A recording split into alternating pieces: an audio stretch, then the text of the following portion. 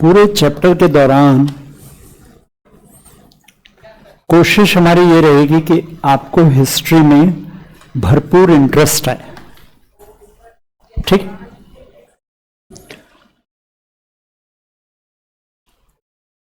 मैं मान के चल रहा हूं कि सब लोग हिस्ट्री को प्रॉपरली अंडरस्टैंड करके समझने के साथ साथ याद करने के लिए भी बैठे हैं।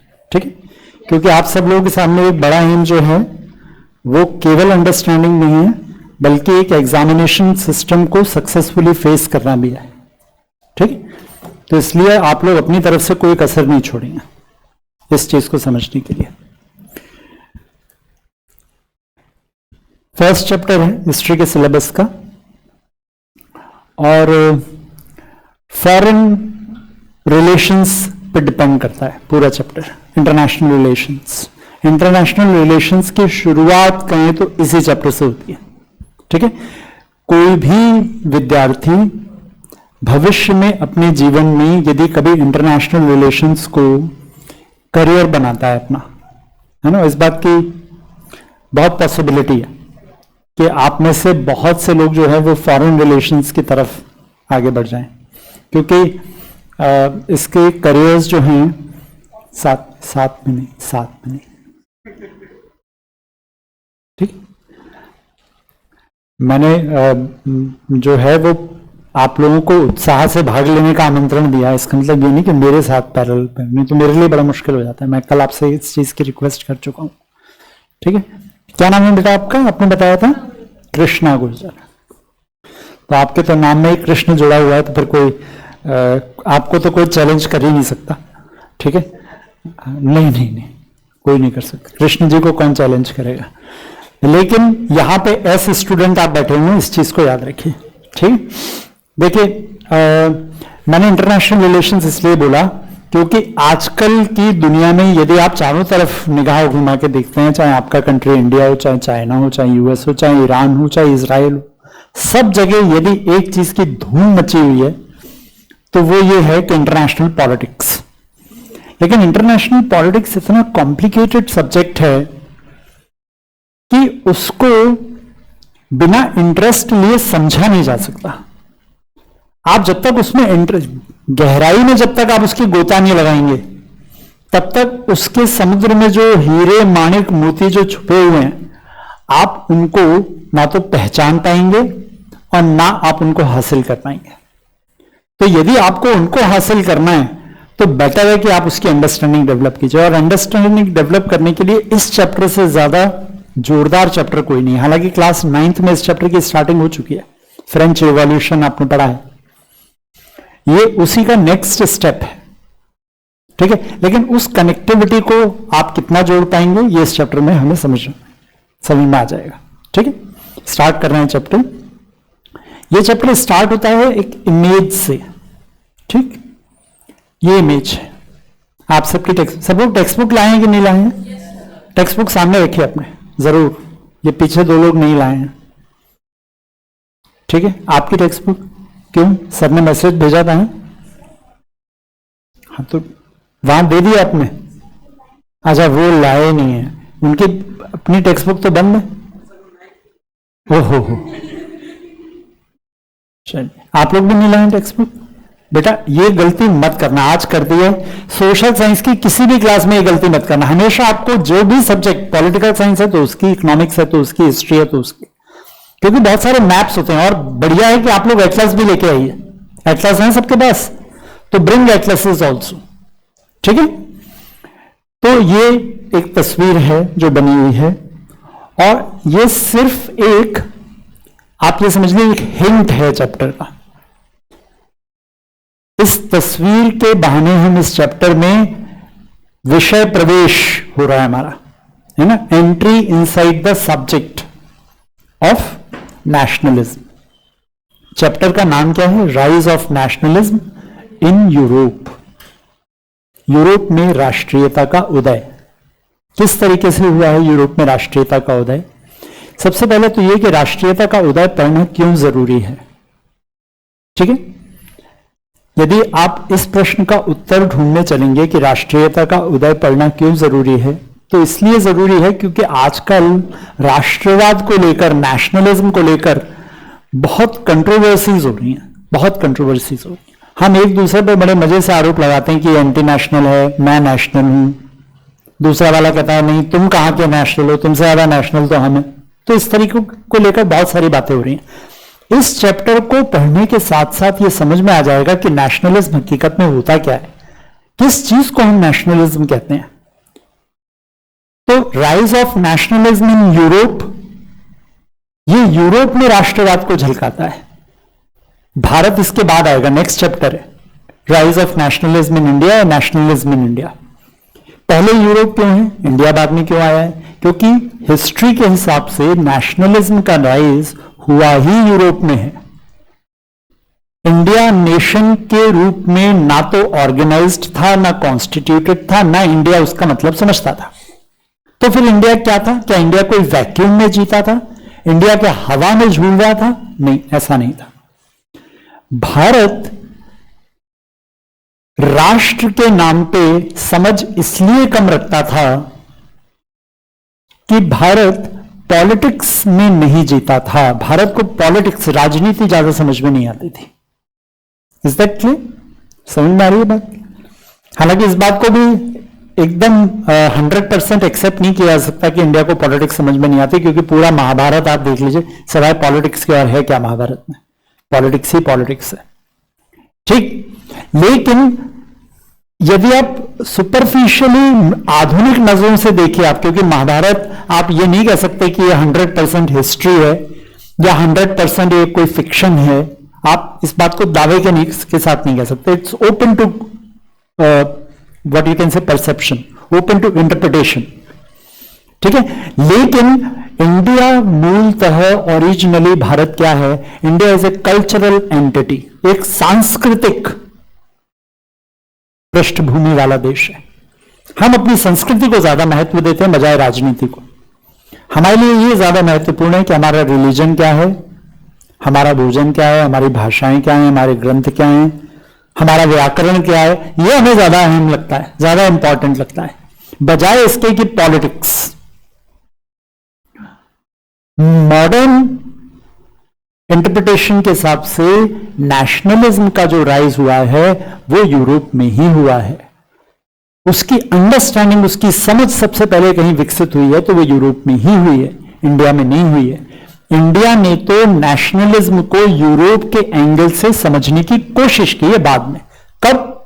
जबकि ब्रिटिशर्स इंडिया आ गए और फिर उन्होंने यहां आके इंग्लिश एजुकेशन सिस्टम इंट्रोड्यूस किया है। तो सबसे पहले 1857 के बाद यूनिवर्सिटीज खुली हैं। उन यूनिवर्सिटीज में फिर इंग्लिश मीडियम इंस्ट्रक्शन स्टार्ट हुआ, तब ये सब्जेक्ट्स इंट्रोड्यूस हुए। Is that clear? तो मतलब कुल मिलाके एक मोटी मोटी बात जो समझी जा सकती है वो ये समझी जा सकती है कि इंडिया में modern education system after British entry start हुआ। नेशनलिज्म एक मॉडर्न कंसेप्ट है, इसलिए इसकी स्टार्टिंग भी प्रॉपर तरीके से यूरोप में ही स्टडी हुई है इसकी, ठीक है। एग्री कर रहे हैं इस बात से?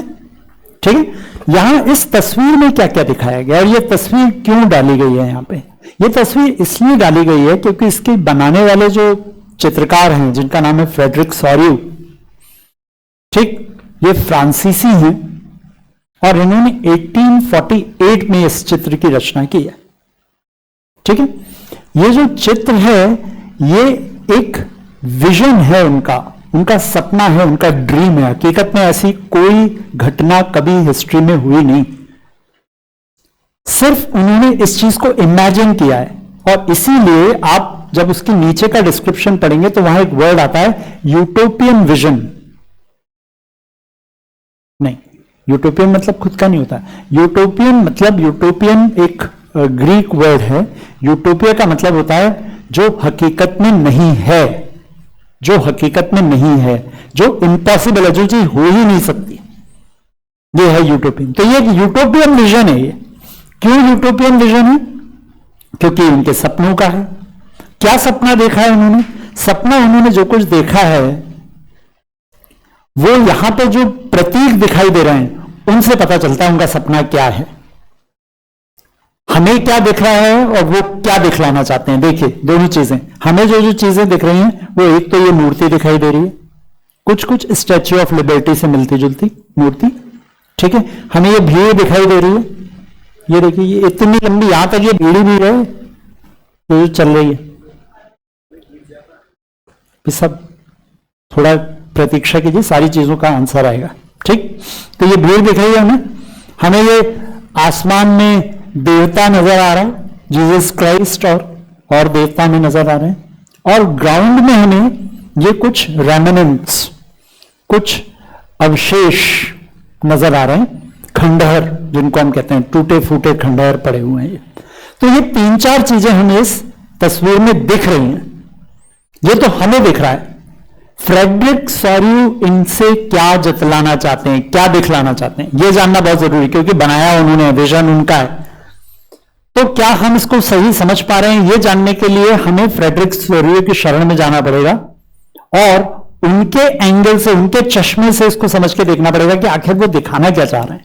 वो दिखाना ये चाह रहे हैं कि ये जो पूरी भीड़ है ये इस स्टैच्यू ऑफ लिबर्टी की तरफ आ रही है, जो प्रतीक है किस चीज का, लिबर्टी, फ्रीडम का। सब लोग इसी की तरफ आ रहे हैं, मतलब सबको फ्रीडम चाहिए, ये इसका पहला इंडिकेशन है। सब लोगों के हाथ में झंडे हैं, और ये झंडे क्या हैं, ये झंडे अपनी अपनी पहचान है इन लोगों की, झंडों से अपनी पहचान होती है, ठीक है। आप यदि पाकिस्तान का झंडा देखिए तो उसमें जो है वो उनका चांद है अर्धचंद्राकार और उसमें स्टार्स हैं। यूरोप का झंडा, अमेरिका का झंडा देखिए तो उसमें उनके 50 स्टेट्स के स्टार्स हैं। भारत का झंडा देखिए तो 3 रंग, ओके, जो सैफरन है, व्हाइट है और ग्रीन है, और बीच में चक्र, वो हमारी संस्कृति का प्रतीक है। तो हर झंडा हर एक की कल्चर का प्रतीक होता है, संस्कृति का प्रतीक होता है। इसी तरीके से ये झंडे इनके प्रतीक हैं, जो जो लोग उनको पकड़े हुए हैं, ठीक है। और ये लोग इसकी तरफ बढ़ रहे हैं, जो बढ़ रहे हैं उनका एक क्रम है, उनका एक ग्रेडेशन है, एक ऑर्डर है। जो सबसे आगे हैं वो 2-3 देश हैं, और ये 2-3 देश जो हैं वो हैं यूएस और स्विट्जरलैंड, सबसे आगे फ्रंट में, इसके ठीक सामने स्विट्जरलैंड और यूएस, ये आ चुके हैं यहां पे। इसका मतलब कि ये लिबर्टी को अचीव कर चुके हैं। Is that clear? वो ये बतलाना चाह रहे हैं। अब इनके पीछे पीछे जो देश हैं वो कई सारे देश हैं, और इनकी एक श्रृंखला है। इसके बाद आती है जर्मनी, जर्मनी के बाद आता है ऑस्ट्रिया, ऑस्ट्रिया के बाद आता है सिसिली, सिसिली के बाद आता है पोलैंड, पोलैंड के बाद आता है लोम्बार्डी, लोम्बार्डी के बाद आता है आयरलैंड, आयरलैंड के बाद आता है इंग्लैंड, इंग्लैंड के बाद आता है हंगरी, हंगरी के बाद आता है रशिया। क्रम बिल्कुल इसी क्रम में, आपके बुक में ये क्रम लिया हुआ है, ठीक है। नेक्स्ट पेज पे है, तो आपको इसको मेमोराइज करने की जरूरत नहीं है, मैंने इतनी बार इनको पढ़ा और पढ़ाया है कि मुझे ये क्रम याद हो गया है, ठीक है। Is that clear? आपके लिए एग्जामिनेशन में नहीं पूछा जाएगा कि किसके बाद कौन सा कंट्री चल रहा है, आपको तो सिर्फ ये देखना है यहां पे क्या हुआ, व्हाट हैपेंड, ओके। इस तस्वीर में ये झंडा लेके जो लोग चल रहे हैं ये क्या करने जा रहे हैं, ये इनका इरादा क्या है। तो ये लोग तो अटेन कर चुके हैं, ये लोग जो है इसको अटेन करने की कोशिश कर रहे हैं, ठीक है। तो फिर ये और ये क्या है, ये जो ऊपर के लोग हैं वो तो बिल्कुल समझ में आ रहा है, वो ब्लेसिंग्स दे रहे हैं, इनको आशीर्वाद दे रहे हैं कि ठीक है तुम बड़े हो गए, हम तुम्हारा सपोर्ट, हमारा आशीर्वाद तुम्हारे साथ है। ये नीचे क्या है, नीचे जो है वो डेफिनेटली वो खंडहर हैं जो इस भीड़ ने तोड़फोड़ कर कर धाराशाही कर दिया। They have been devastated. It's the symbol of their past. इनका अतीत है ये इनका वर्तमान है और ये इनका भविष्य है। समझ में आ गया?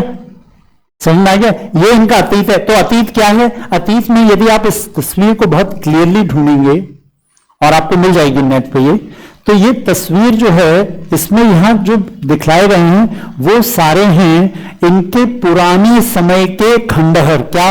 जैसे राजमुकुट, सिंहासन, राजा के ऑर्डर्स, ठीक है, तलवारें, अस्त्र शस्त्र, जो इनका अतीत था। उस अतीत से ये बहुत नफरत करते हैं, बहुत चिढ़ते हैं उसको इन्होंने उखाड़ फेंका है उस अतीत को, मतलब राजतंत्रों को उखाड़ फेंका है। राजाओं से बहुत चिढ़ते हैं ये लोग, तो राजा से चिढ़ गए, राजा को उखाड़ दिया, जैसे फ्रांस में उखाड़ा था राजा को लुइस 16 को, और उठा के उसको जिलोटीन कर दिया था, सर धड़ से अलग कर दिया, केवल उसका नहीं उसके पूरे परिवार का। उसी तरीके से इन लोगों ने अपने अपने राजाओं के ये हश्र किए हैं, सबको जमींदोज कर दिया है उठा के। Is that clear? और सब में इनका साथ ये लोग दे रहे हैं। ऐसे चित्र फ्रेडरिक सोरियो ने 4 बनाए हैं, 4। इसमें केवल 1 दिया गया है। इस चित्र का बिल्कुल नामकरण किया गया है। यह चित्र क्या है? Democratic and social republics. जो कुछ यहां दिखाया गया है वो है democratic and social republics. Democracy का मतलब भी आपको मालूम है, सोशल का भी मतलब आपको मालूम है, क्योंकि क्लास 9th में आप सब कॉन्स्टिट्यूशनल डिजाइन चैप्टर पढ़ चुके हैं, ठीक है? तो उसमें डेमोक्रेसी और सोशलिज्म दोनों का मतलब मोटा मोटा तौर पे सबको मालूम है। ये लोग उस तक जाने की, उस आदर्श, एक आइडियल है जिस तक जाने की ये लोग चेष्टा कर रहे हैं, कोशिश कर रहे हैं। Is that clear? कौन कौन लोग हैं? ये केवल 2 महाद्वीपों के लोग हैं, केवल 2 कॉन्टिनेंट्स के लोग हैं, एक यूरोप और एक अमेरिका। इसमें कोई भी एशियन नहीं है, कोई अफ्रीकन नहीं है, कोई ऑस्ट्रेलेशिया का नहीं है, कोई आर्कटिक का नहीं है, कोई अंटार्कटिक का नहीं है, कोई अफ्रीकन नहीं है, केवल यूरोप और अमेरिका। मतलब फ्रेडरिक सोरियो साहब ने इतना अच्छा सपना देखा, लेकिन इतना अच्छा सपना देखने के बावजूद उन्होंने सबको इसमें शामिल नहीं किया है। कहीं ना कहीं उनके मन में भी भेदभाव है, डिस्क्रिमिनेशन जो यूरोपियंस के मन में रहता है। यूरोपियंस गोरी चमड़ी को और काली चमड़ी को बहुत बहुत डिफरेंट एंगल से देखते हैं, आज भी देखते हैं, पहले तो देखते ही थे, ठीक है? वो तो भला हो यूनाइटेड स्टेट्स ऑफ अमेरिका का कि उसने काले और गोरों को एक रखने के लिए इतनी बड़ी बड़ी कुर्बानियां दी, उनके कई राष्ट्रपति शहीद हो गए काले और गोरों को एक करने के लिए। अब्राहम लिंकन सबसे पहला उदाहरण है इस चीज का, ठीक है? उसके बाद जॉन एफ कैनेडी और तमाम सारे। उनका प्रयास हमेशा ये रहता है कि ब्लैक्स और व्हाइट्स के बीच डिफरेंस नहीं होना चाहिए, लेकिन ऐसा करने का यूएस का कोई धर्मात्मा बनने का इरादा नहीं है। ये मत सोचिएगा बड़ा अच्छा देश है वाह यूएस मतलब सब बढ़िया शानदार। ये वही वाली बात है, 100 चूहे खा के बिल्ली चली हज करने। 100 चूहे तो यूएस वाले खा चुके हैं, कम से कम इससे ज्यादा ही खाए होंगे, 100,000 खा चुके हैं, तो ये भी कहना कम नहीं है। क्यों? किसने कौन सा कब चूहा खाया? यूएस जिसको हम आज कहते हैं वो यूएस बना कैसे है? यूरोपियंस अमेरिकन कॉन्टिनेंट में जाके सेटल हुए। America was a different continent. यदि आप वर्ल्ड मैप देखें तो आपकी नजरों के हिसाब से बता रहा हूं, यदि ये यूरोप है तो ये अमेरिका है, बीच में क्या है? पैसिफिक ओशन, ये है, ठीक है? नहीं sorry, Atlantic ocean, Pacific ocean इधर ये। अब इसको पूरे को क्रॉस करेंगे तब आप यहां पहुंचेंगे। तो ये लोग यहां क्यों पहुंचे भाई? क्या जरूरत थी? ये यहां पे खुश नहीं थे क्या? नहीं, खुश नहीं थे। इनकी यहां पे बहुत लड़ाई झगड़ा होता था आपस में, इतना लड़ाई झगड़ा होता था कि एक दिन इन लोगों ने फैसला किया हमें अपने घर पे रहना ही नहीं है। जैसे आपके घर पे बहुत लड़ाई होती हो, बनती नहीं हो किसी से, और एक दिन गुस्से में आके आप फैसला कर देते हैं आज तो मुझे घर छोड़ना ही है, और आपने घर छोड़ा। आप छोड़ोगे तो रहोगे कहां? कहीं तो रहोगे जाके। तो तुम्हें एक ये खाली जगह मिलेगी रहने के लिए। क्यों खाली जगह मिल गई? यहां के लोग बेचारे भोले भाले सीधे साधे लोग थे, ठीक है? ये अपनी कीमत ही नहीं जानते थे, अपनी जमीन की कीमत नहीं जानते थे बेचारे, रेड इंडियंस कहलाते थे। तो ये तुम यहां चले गए इन भोले वाले लोगों के पास, और तुमने यहां जाके इनकी जमीन पर कब्जा कर लिया, ठीक है? अब ये लोग कैसे हैं? काले हैं, ठीक? तुम हो गोरे, तुम क्या हो? आक्रमण करता हो। ये क्या है? पराजित हैं। तो ये खुश होंगे कि दुखी होंगे?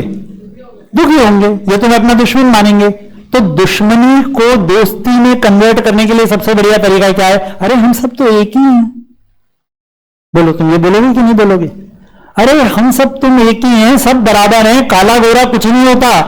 तो जो गोरा यूरोप में रहने के वक्त इतनी अहंकार वाली भाषा बोलता था कि I am the superior, Frederick Sorio यही कह रहे हैं, I am the super most, superior, super power. वो वहां जाने के बाद उसने अपनी स्वर बिल्कुल बदल लिया। क्या कह दिया? All are equal, everyone is same, equality. यहीं से निकली ये सारी परिभाषाएं। समझ में आ गई बात आपको? अब सबको रब कर दीजिए, फिर वापस आ जाइए चैप्टर में, नहीं तो इन्हीं बातों में हमारा पूरा दिन निकल जाएगा और इस चैप्टर से हम भटक जाएंगे। क्या है सपना, क्या दिखाया गया है, आप समझ गए हैं इसको। ये जो स्टैच्यू ऑफ लिबर्टी बनवाई गई है, ये एक्चुअली में बनी थी कब? 1886 में। इसका आप यदि एक्चुअल हिस्ट्री देखिए तो ये बनी 1886 में। फ्रेडरिक सॉरियो ने पेंटिंग में बनाई 1848 में। मतलब बनने के 38 इयर्स पहले इस पेंटिंग को के थ्रू फ्रेडरिक सॉरियो ने स्टैच्यू ऑफ लिबर्टी की कल्पना कर ली थी। कैसी दिखेगी स्टैच्यू ऑफ लिबर्टी? ठीक है, is that clear? Actual statue of liberty तो बहुत बाद में बनी है। तो इसीलिए मैं कह रहा हूं बार बार, ये एक सपना है, ये एक सपना है, ये पूरी तस्वीर एक सपना है। ठीक, इतनी चीजें बिल्कुल क्लियर हो गई। अब देखिए, ये जो इन लोगों का प्रयास है, ये क्या करने की कोशिश कर रहे हैं? ये स्टैच्यू ऑफ लिबर्टी के पास जाके जिस नेशनलिज्म को अचीव करने की कोशिश कर रहे हैं, वो नेशनलिज्म है क्या? उस नेशनलिज्म में होता क्या है? इस बात को भी थोड़ा सा समझने की हम कोशिश करें तो हमें लाभ होगा, फायदा होगा हमको। देखिए, यूरोप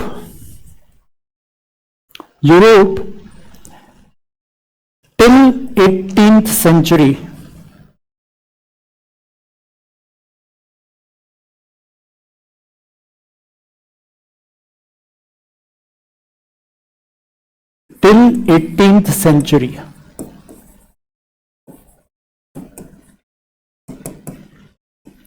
बल्कि और इससे भी पहले आप थोड़ा सा चले जाइए, 17th सेंचुरी, यूरोप जो था वो एक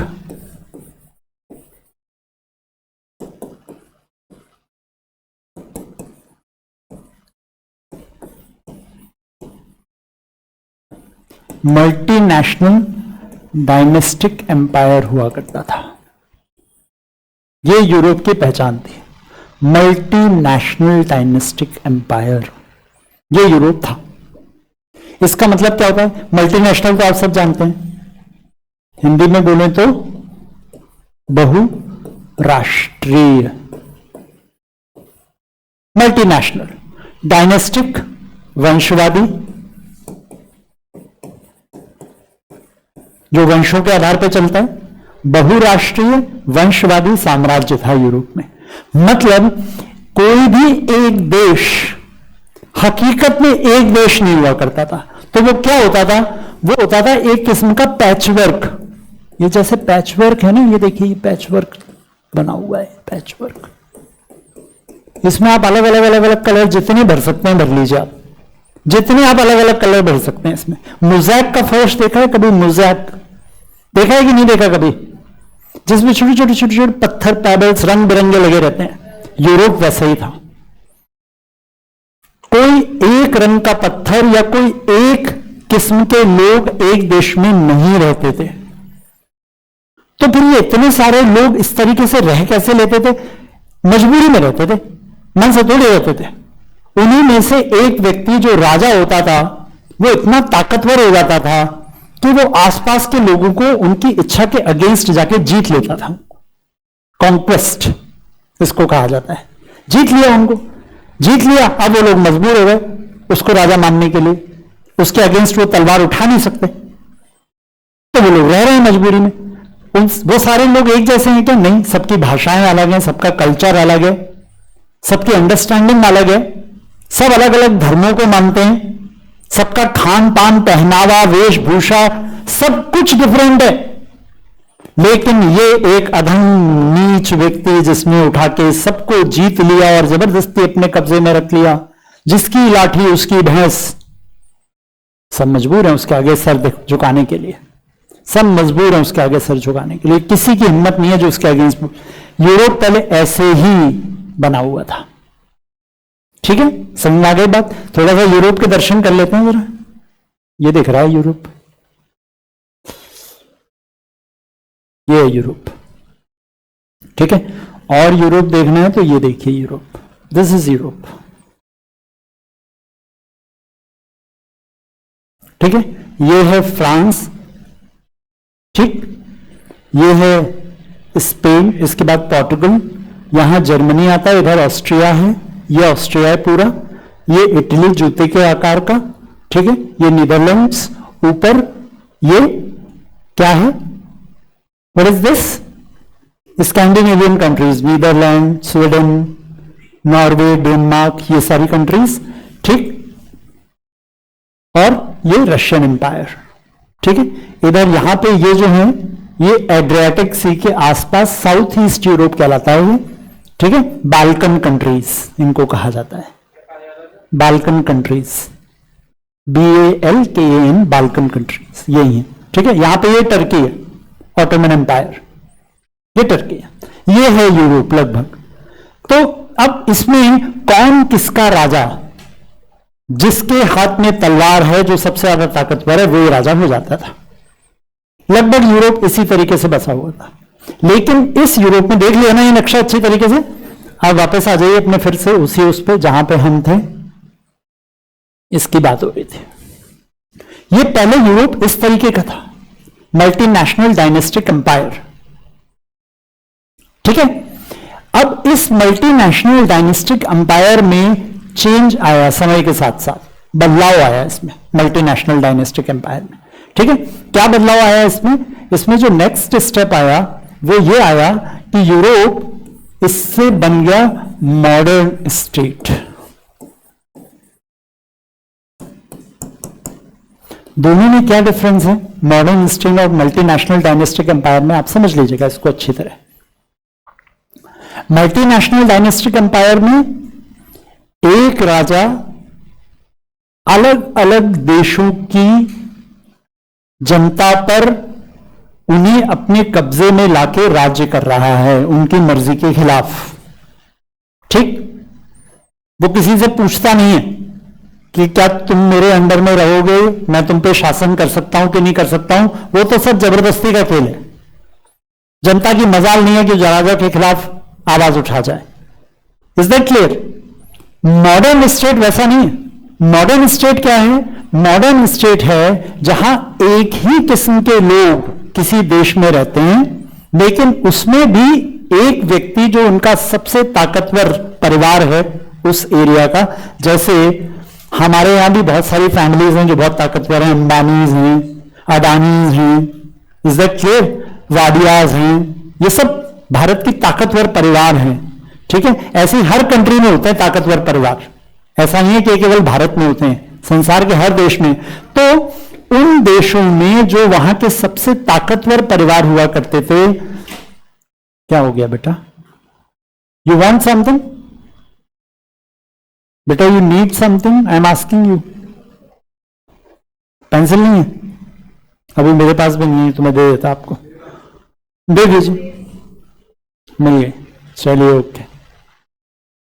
वैसे बेटर है कि आप अपना पेंसिल बॉक्स खुद लाया करिए बेटा, है ना, instead of remaining dependent upon others, you must bring. Modern state, modern state क्या होता है, जिसमें एक देश पर किसी एक ही राजा की हुकूमत है, वन किंग, और ये यहां का कैसा राजा है, एब्सोल्यूट मोनार्क है, ये एब्सोल्यूट मोनार्क है। ये यहां की जनता से कभी पूछता नहीं है, हालांकि है इसी के लोग सब, लेकिन वो बिल्कुल ऐसा ही रहता है जैसे फ्रांस का बूरबन डायनेस्टी रहा करती थी। वो जैसे रहती थी वैसे ही ये राजा रहता है, वो भी एब्सोल्यूट थे, ये भी एब्सोल्यूट है। और इस तरीके की डायनेस्टीज यूरोप में बहुत सारी जगह थी। इंग्लैंड में ट्यूडर डायनेस्टी थी, ठीक है, स्पेन में, ऑस्ट्रिया में हैब्सबर्ग डायनेस्टी थी, जर्मनी में होहेंजोलन थे। तो अलग अलग डायनेस्टीज के नाम है, हम केवल उनका नाम ही इसलिए ले रहे हैं ताकि आपको यह पता चले कि हाँ, अलग अलग वंश शासन करते थे, अलग अलग परिवार शासन करते थे, कोई एक ही परिवार पूरे यूरोप पर शासन नहीं करता था। लेकिन क्या ये यहां की जनता के द्वारा इलेक्टेड थे? नो, दे वर रादर हेरिडिटरी।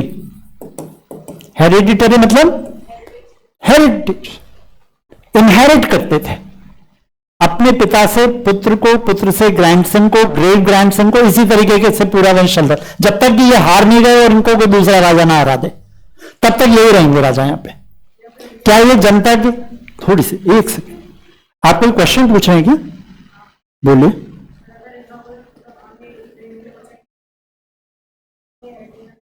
तो फिर ये इनकी राजकुमारी किसी व्यक्ति से शादी करेगी, वो यहां का राजा बन जाएगा, ऐसा होगा। और मान लीजिए ये पुत्र विहीन मर जाए, ऐसा हो कि ये पुत्री नहीं तो अडॉप्ट करेंगे किसी को। ऐसा तो हो ही नहीं सकता कि पूरा संसार ही खत्म हो जाएगा, कोई ना कोई तो हमें मिलेगा अपना पुत्र बनाने के लिए, तो उसको अडॉप्ट कर लेंगे। ठीक है, इन एनी केस उनका नाम चलता रहेगा। ठीक है, क्लियर हो गई बात। तो ये कौन सा स्टेट है? ये मॉडर्न स्टेट है। ये मल्टीनेशनल डायनेस्टिक एम्पायर से डिफरेंट है। वहां क्या हो रहा था? वहां एक ही राजा कई किस्म के लोगों के ऊपर शासन करता था। ये देखिए 9 किस्म के लोगों के ऊपर शासन है।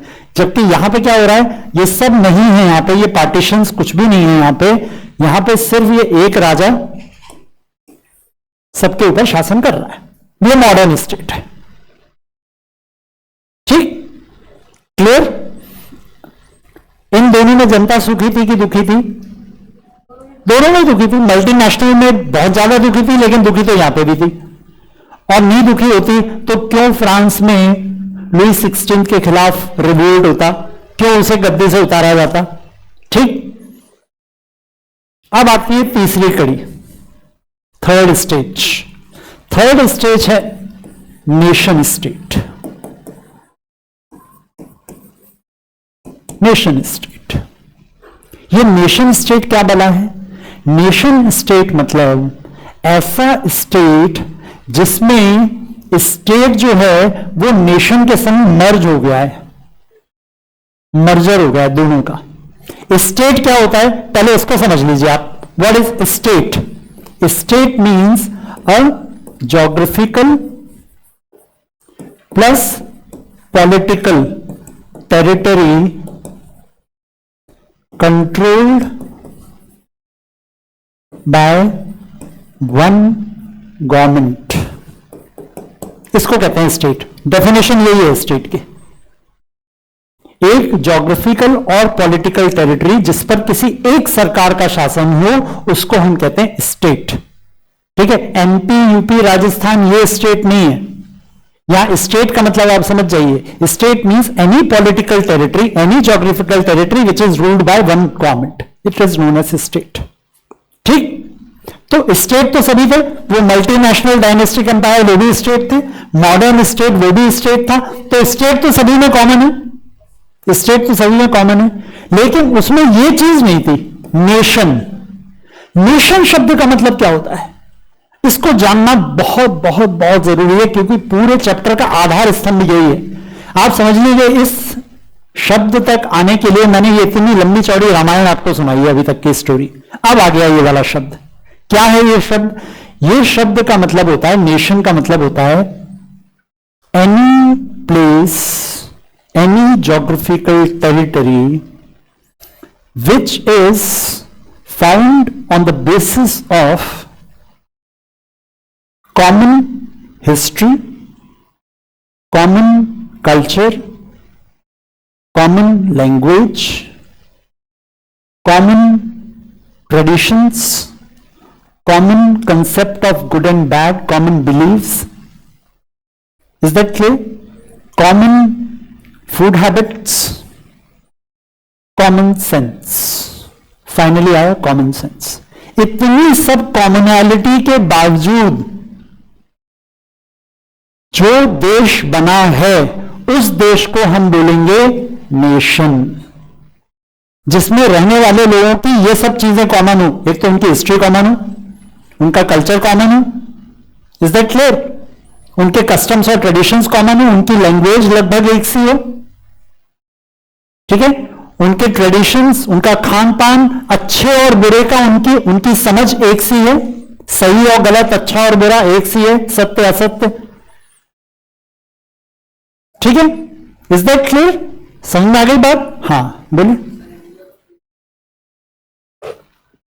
अभी आएंगे उस चीज पे, अभी आएंगे। ठीक, इस प्रश्न को अंदर संभाल के रखिए, अभी इस प्रश्न का भी उत्तर आ जाएगा। ठीक है, ये बात समझ में आ गई। लेकिन इस नेशन में एक चीज ध्यान से सुन लीजिए, बड़ी स्पेशल है इसमें। वो क्या कि ये नेशन हकीकत में है कि नहीं है ये कोई नहीं कह सकता। ये हो सकता है कि हकीकत में नहीं, तो मेरे सपने में है। मैं सपना देखता हूं, मैं सपना देखता हूं मेरे सपनों का देश, जहां सब लोग कैसे होंगे, मेरे टेस्ट के हिसाब से होंगे। सब कचौड़ी समोसे खाने वाले होंगे, ठीक है। सब धार धार शानदार संस्कृत बोलते होंगे, हिंदी और अंग्रेजी का तो नामो निशान नहीं होगा वहां पे। सब भारतीय परिधान पहनते होंगे, सब मेरे इष्ट देव की पूजा करते होंगे, जो मेरा इष्ट है, जो मुझे अच्छा लगता है। वो कोई भी हो सकता है, कोई कबूतर हो सकता है, कोई खरगोश हो सकता है, जिसको मैं मानता हूं, मछली हो सकती है, जिसको भी मैं मानता हूं उसकी पूजा। लेकिन ये मेरे सपनों का क्रिएशन है पूरा। Is that clear? अब ये सपनों का क्रिएशन यदि वास्तविकता के धरातल पे आ जाए, जुड़ जाए, तो वो क्या हो जाएगा? Nation state. बोलिए, समझ में आ गई बात कि नहीं आ गई? ये बात नहीं आई समझ में? ये आई बात समझ में, ये वाली, कि ये सपनों की दुनिया, यदि इस पे किसी एक राजा का शासन हो जाए, जिसको यहां की जनता भी चाहती है कि ये राजा बने हमारा, वो अपनी पसंद से उस व्यक्ति को राजा चुन रही है, अपनी पसंद से वो सरकार बना रही, क्या हो गया? हाँ हाँ बिल्कुल ले लीजिए।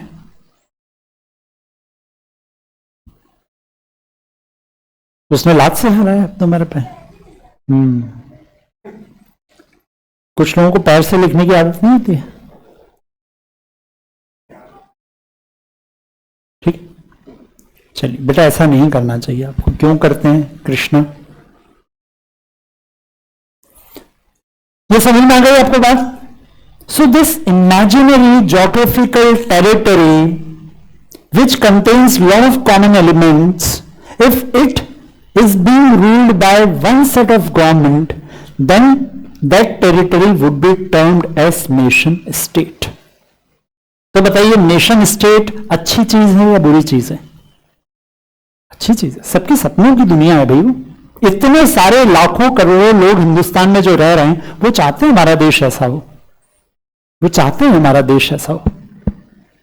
अब ये बात अलग है कि उनका सपनों का देश आधा तो चला गया पाकिस्तान, आधा चला गया इधर बांग्लादेश, अफगानिस्तान चला गया कुछ, और फिर हमारे रामचंद्र जी गए थे लंका, भी तो हमारे ही है भैया।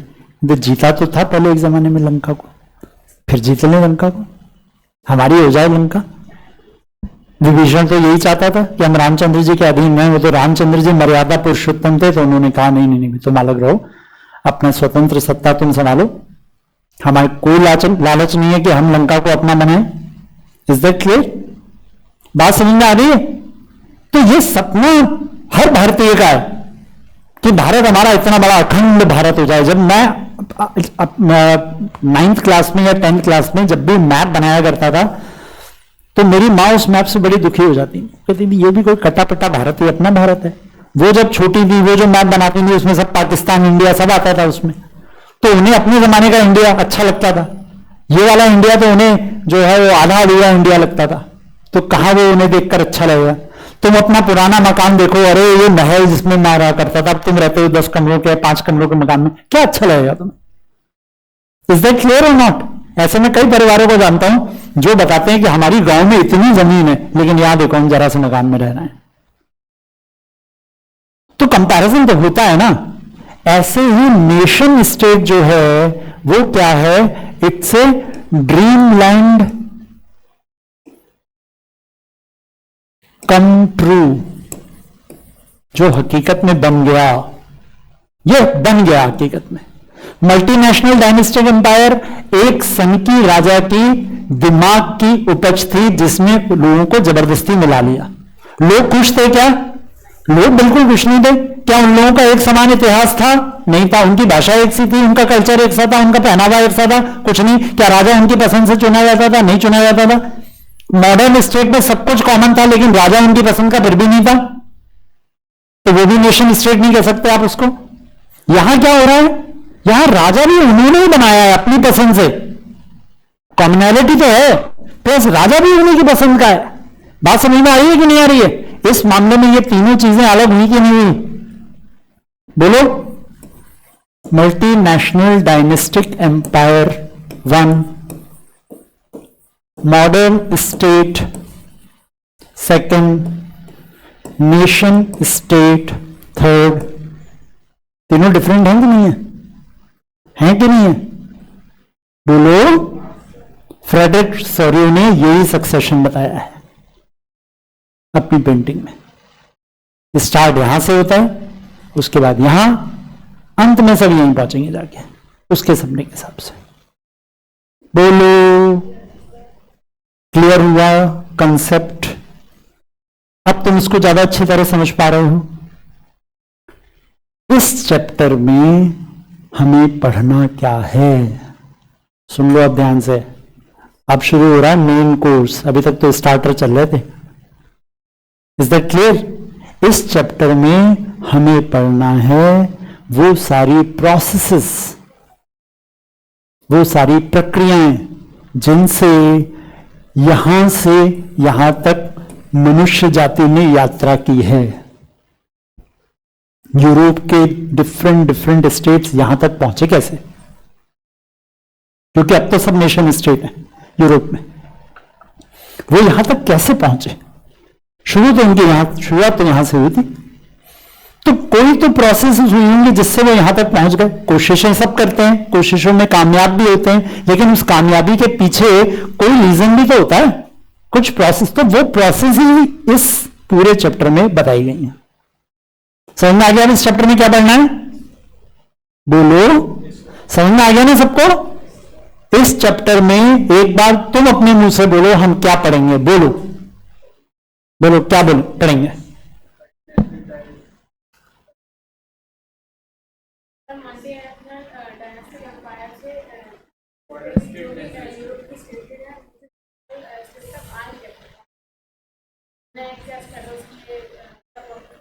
आप भी बोलिए, पीछे बैठे हुए थोड़ा सा जोर से। मैं जरा सुनने में कमजोर हूं, सुनाने में ज्यादा तेज हूं। जी एक मिनट रुक जाओ, तुम उसके प्रवक्ता हो क्या? तुम अपने आप को कंट्रोल नहीं कर पाते? वो बेचारा बोलने में शर्मा रहा है। ठीक है, मैं अभी मजाक फिर ऐसा करूंगा तो तुम्हें बुरी लग जाएगी बात मेरी। हाँ, मेरे पास बहुत अच्छे अच्छे मजाक भी हैं फिर। हाँ जी। नेपोलिस को, बेटा ये नेपोलिस मतलब क्या होता है? नेपोलियन किसने इंट्रोड्यूस किया नेपोलियन को? अभी तो मैंने तो शायद नाम भी नहीं लिया नेपोलियन का। अच्छा, इसमें इंट्रोड्यूस किया गया, ये बता। ओके ओके ओके, आप बोलिए बेटा। जी जी, आप बताइए क्या अभी तक जो हमने पढ़ा है उस हिसाब से इस चैप्टर में क्या समझाया गया है बताइए। मैंने जो बताया वो नहीं पूछ रहा हूं, मैंने जो आपको समझाया कि इस चैप्टर में ये चीज बताई गई है, वो चीज क्या बताई गई है? प्रिंटिंग के बारे में। तस्वीर प्रिंट कैसे होती है? फिर इमोशंस क्या थे, आप बताइए।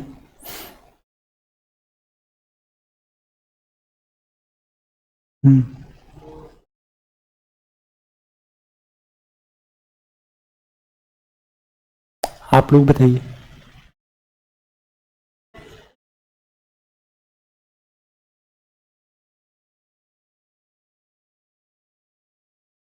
यूरोप कैसे बना? बोलिए।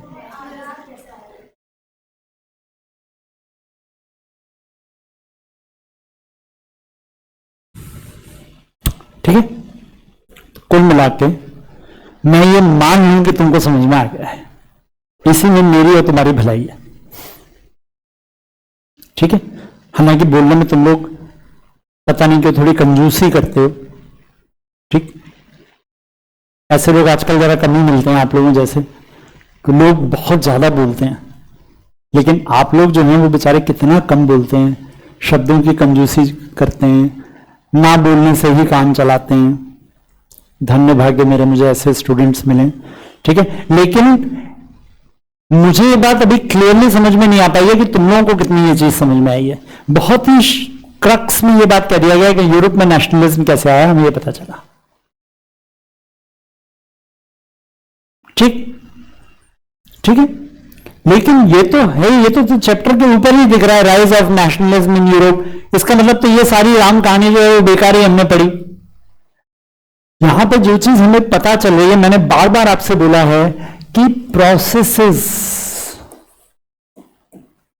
ये प्रोसेसेस बहुत सारी हैं जिनसे यूरोप में नेशनलिज्म का राइज हुआ। इस चैप्टर में हम वो प्रोसेसेस पढ़ने वाले हैं। देखिए, मैं नहीं बोल रहा हूं, आपकी टेक्स्ट बुक बोल रही है। देखिए, पेज नंबर 4 खोलिए जरा अपनी टेक्स्ट बुक का, पेज नंबर 4। ये देखिए क्या लिखा हुआ है यहां पे एंड में, दिस चैप्टर विल लुक, यहां पे लिखा हुआ है, देखिए, this chapter will look at the diverse processes through which nation states and nationalism came into being in 19th century Europe। लिखा हुआ है कि नहीं लिखा हुआ है? जो दो टेक्स्ट बुक हैं क्लास में, उन्हें ये दोनों सेंटेंस दोनों टेक्स्ट बुक में दिखाई पड़ रहे होंगे। दिख रहा है कि नहीं दिख रहा है सेंटेंस? ठीक, तो अब वो प्रोसेसेस क्या हैं? स्टार्ट होता है चैप्टर फ्रांस से।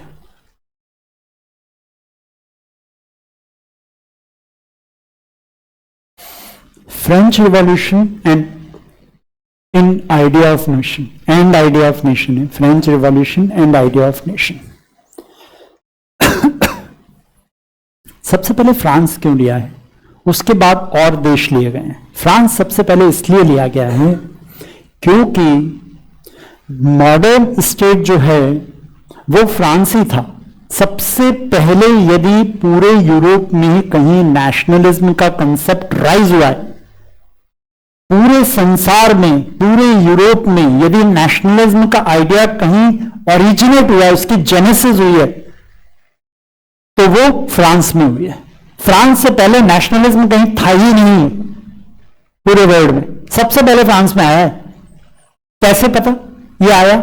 इसलिए हमें पता है क्योंकि नेशन स्टेट बना ही फ्रांस में था। क्या हो गया बेटा? आप लोग कुछ खास चीज कन्वे कर रहे हैं एक दूसरे को? देखिए, नेशन स्टेट में होता क्या है? नेशन स्टेट में जनता अपने पसंद से राजा चुनती है, ठीक है? जनता अपने पसंद से राजा किसे चुनेगी? उनके उसमें आ रहा हो, उनके किस में आ रहा हो?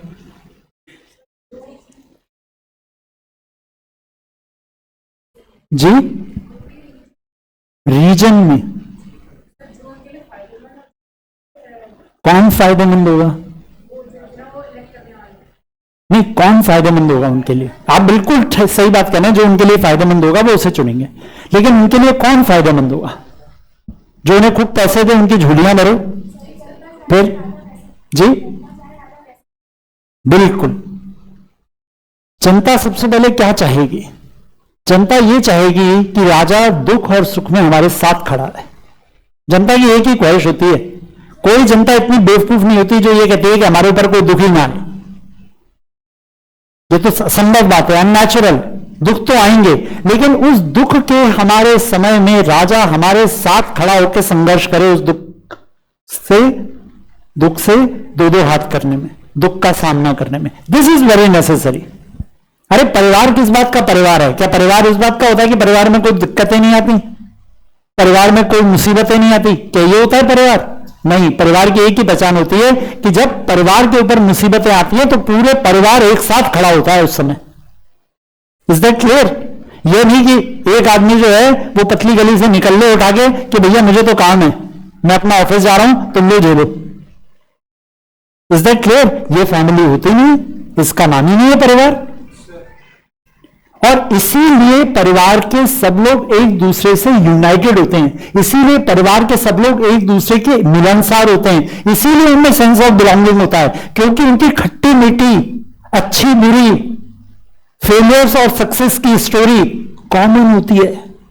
आप देख लीजिए, आपकी फैमिली में जितना ग्लोरियस टाइम आया है और जितना डिप्रेशन का टाइम आया है, जितना फेलियर का टाइम आया है, उस समय आप याद करिए आपके परिवार वालों ने आपके साथ और आपने अपने परिवार वालों के साथ किस तरीके से दिया है एक दूसरे का साथ, और तब आपको याद आ जाएगा कि ये मेरा परिवार क्यों है, दूसरा परिवार मेरा परिवार क्यों नहीं हो सकता। बोलिए, है कि नहीं है? ऐसे ही बात राजा और प्रजा की है। वो राजा जो प्रजा के साथ खड़ा रहता है, दिन रात जीता और मरता है, अपने आप को राजमहल में कैद नहीं रखता है, वो राजा तो जनता की पसंद का राजा। नहीं तो राजा क्या है? लुईस 16 है। फिर तो नहीं तो फिर तो वो तो लुईस 16 है। अपने मजे के लिए राजा बन रहा है, 1 लाख लोगों को स्लेव बना के उसने रख रखा है, खुद खाता है केक, जनता खाती है घास। Is that clear? और जब राजा से जनता कहने आती है अरे हमारे पास तो ब्रेड भी खाने के लिए, तो वो मैरी एंटोनिएट ऊपर से चिल्लाती है छज्जे से खड़ी होकर, अरे कितने बेवकूफ लोग, इनके पास ब्रेड नहीं है तो इनसे बोलो केक ही खा लें। तो जनता को गुस्सा आ गई, फिर तो आग लगा दी उठा के महल में कि इतनी बेवकूफ रानी है, ये हमारी रानी है जिसमें इतनी भी समझ नहीं है कि ब्रेड और केक में क्या अंतर होता है। क्योंकि कभी धरती पे आई हो तो उसमें जाना हो, वो तो कभी आई नहीं थी धरती पे। आप हिस्ट्री की बुक्स पढ़िए तो उसमें ये बात बिल्कुल क्लियरली आती है कि जब ये दोनों भागे हैं ना, वो जनता इनके पीछे बढ़ गई, उनको पता समझ में आ गया कि हम गिरफ्तार हो जाएंगे, हम बच नहीं पाएंगे। तो ये दोनों लुईस 16 और मैरी एंटोनिएट दोनों ने प्लान बनाया, चलो भाग चलते हैं। तो इन्होंने उस वक्त अपनी जो राजबग्गी थी, उस राजबग्गी में बैठकर, राजबग्गी में नहीं बैठे, इतनी तो अकल इनमें थी कि राजबग्गी में बैठेंगे तो पकड़े जाएंगे, दूसरी उसमें घोड़ा गाड़ी में बैठकर ये दोनों भागे। और अगले पूरे दिन, रात में भागे थे, अगले पूरे दिन ये लोग चलते रहे बिना रुके, अगली पूरी रात चलते रहे, और उसके बाद अगले दिन इनको पकड़ा गया, किसी ने पकड़ लिया इनको कि भाग के तुम कहां जा रहे हो। तो 1.5 दिन की यात्रा में पकड़ने से पहले हिस्ट्री की बुक्स में लिखा हुआ है कि दोनों की उम्र ढल गई। जो इतने यंग दिखा करते थे, बिल्कुल ब्यूटीफुल हैंडसम, वो बुढ़े देखने लगे। क्यों? क्योंकि उन्होंने कभी ये दिन देखे नहीं थे ना, उन्होंने कभी भी अभाव के दिन अपने जीवन में देखे ही नहीं थे। तो पहली बार जब अभाव आया ना, 2 वक्त का खाना नहीं मिला, नाश्ता नहीं मिला, अय्याशी नहीं मिली, बुढ़े हो गए। बात समझ में आ रही है कि नहीं आ रही है? तो या तो लुईस 16 जैसा राजा होगा तो उसे जनता उतारेगी, फिर उसे जनता बिल्कुल उतारेगी और ऐसी टुकड़े करेगी उसके। नहीं तो राजा कैसा होना चाहिए? साथ जीने साथ मरने वाला। तो फ्रांस में नेशनलिज्म आया क्यों? इसलिए हम कहते हैं फ्रांस में नेशनलिज्म आया क्योंकि फ्रांस में सबसे पहले यह घोर कदम उठाया कि हम ऐसे व्यक्ति को राजा नहीं बने रहने देंगे, इससे तो हम राज सत्ता छीन लेंगे और किसके हाथ में लेंगे? अपने हाथ में लेंगे। Is that clear? तो ये यहां पे लिखा हुआ है, देखिए आपकी बुक में, मैं पढ़ रहा हूं, इसको ध्यान से सुनिएगा, देखिए क्या लिखा हुआ है। The first clear expression of nationalism came with the French revolution in 1789. France, as you would remember, was full-fledged territorial state in 1789 under the rule of an absolute monarch. Absolute monarch था ये, ठीक है? The political and constitutional changes that came in the wake of French Revolution led to the transfer of sovereignty from the monarchy to a body of French citizens. मैं फिर से एक बार इस sentence को पढ़ रहा हूं, लास्ट वाले सेंटेंस को। The political and constitutional changes that came in the wake of French revolution, मतलब as a result of French revolution. Political and constitutional changes that came as a result of French Revolution led to the transfer of sovereignty. इससे क्या हुआ? sovereignty transfer हो गई। sovereignty का मतलब क्या होता है? राज सत्ता, राजा की ताकत ट्रांसफर हो गई, ठीक है? राजा की ताकत मतलब राज करने की ताकत, गवर्न करने की ताकत। From monarchy to a body of French citizens. कहां से कहां शिफ्टिंग हो गई?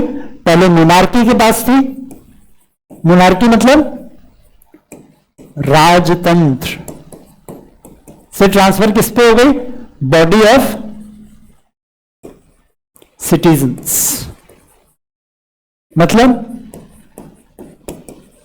जनता की प्रतिनिधि, जनता के रिप्रेजेंटेटिव्स पे ट्रांसफर हो गई। वो कौन थी जनता की रिप्रेजेंटेटिव संस्था? क्या कहते थे उसको? फ्रांस में बोलो बोलो बोलो बोलो, याद करो क्लास 9th, क्या कहते थे उसे? फ्रांस में जिसके हाथों सत्ता आई थी उस बॉडी को क्या कहते थे? हाँ, पहले ये थी, पहले ये थी कि नहीं थी? याद आया कि नहीं आया? सबको याद आ रहा है? ये एस्टेट्स जनरल, ये ट्रांसफर हो गई थी काय में? इसके हाथ में आ गई थी सत्ता। तो इससे पहले किसके हाथ में थी? इसके हाथ में थी। तो ट्रांसफर हुआ कि नहीं हुआ? ये क्यों हुआ? Due to rise of nationalism. लोगों ने क्या कहा? लोगों ने कहा कि हम ऐसे राजा के द्वारा शासित नहीं होना चाहते जो हमसे इतना कटा पिटा और हमसे इतना अजनबी, हमसे इतना दूर, इतना डिस्टेंट, जिसे हमारे सुख दुख से कोई लेना देना ही नहीं है। ऐसे राजा के अंडर में हम नहीं रहना चाहते। तो फिर हम किसके अंडर में रहना चाहते हैं? हम इसके अंडर में रहेंगे। क्यों? क्योंकि इसको हम चुनेंगे ना, इसको हम चुनेंगे। तो फिर ये नेशनल असेंबली जैसी बनी, उसने क्या किया? उसने फ्रांस में जल्दी जल्दी चेंजेस किए। 7-8 चेंजेस आपकी बुक में लिखे हुए। क्या किए उसने जल्दी जल्दी चेंजेस? सबसे पहले तो उसने एक नया झंडा बनाया, उसने एक नया राष्ट्रगान बनाया, उसने नई कानून की किताब निकाली, उसने बात करने के नए नियम निकाले। Is that clear? फ्रांस के लोगों को ला सितोयनी ला पात्री कहा गया। ठीक है, पूरे फ्रांस में एक सा वेट सा मेजरमेंट्स के सिस्टम इंट्रोड्यूस हो गए। फ्रेंच लैंग्वेज जो कि पेरिस में बोली जाती थी उसको पूरे फ्रांस की राष्ट्रभाषा डिक्लेयर किया गया। अब क्या हुआ? एकता आने लगी धीमे धीमे। पहले फ्रांस क्या था? पहले फ्रांस कई सारे छोटे छोटे स्टेट्स में डिवाइडेड था। आप यहां से यहां जाइए तो आपको ऐसे जाना पड़ेगा, हर जगह टैक्स देना पड़ेगा आपको। एक देश, एक ही देश में व्यापार हो रहा है, लेकिन उसके बाद भी जगह जगह टॉल बैरियर्स लगे हुए हैं, customs duties, excise duties, octroi taxes. समझ में आ रही है बात? क्या मजाक चल रहा है? एक ही देश है तो फिर काय को इतने सारे टैक्सेस हो रहे हैं? राजा को 1 लाख लोगों को नौकर रखना है ना, इसलिए हो रहे हैं सारे चेंजेस। ठीक है, हुआ क्या इससे? फ्रांस कंगाल हो गया, फ्रांस खत्म हो गया बिल्कुल। लेकिन ये चीज हो रही थी फ्रांस में। चलिए बस बेटा इस चैप्टर को पढ़िएगा।